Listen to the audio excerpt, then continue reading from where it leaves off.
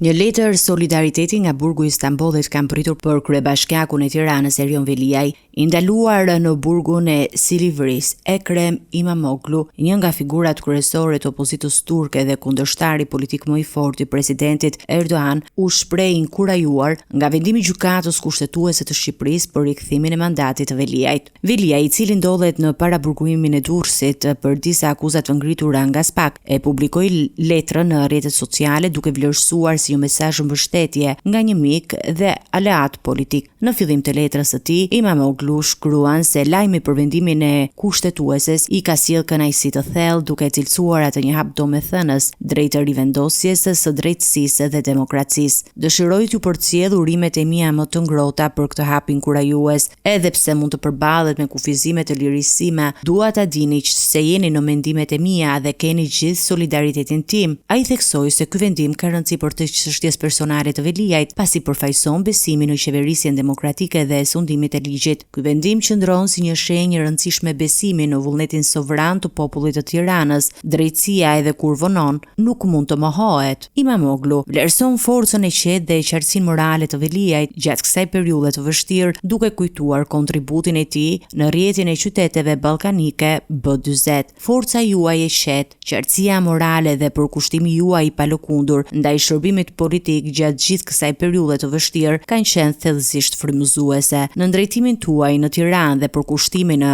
rrjetin e qyteteve ballkanike B40, keni treguar se demokracia nuk mbahet vetëm nga institucionet, por nga ata që e mbrojnë atë me guxim, integritet dhe bindje. Sipas tij, lufta për demokraci nuk njeh kufi dhe përvoja e tyre të përbashkëta tregojnë se çdo përpjekje për drejtësi në një vend është pjesë e një betejë më të gjerë ndërkombëtare. Në fund të letrës, Imamoglu shpreh bindjen se qendresa e Veliajt do të vazhdojë të frymëzojë ata që besojnë te drejtësia dhe vlerat demokratike. Nga ana tjetër, Imamoglu në Turqi përballet me rrezikun e një dënimi ekstrem prej 2300 vite burg, ndërsa Veliaj në Shqipëri është në hetim për një sër akuzash nga SPAK.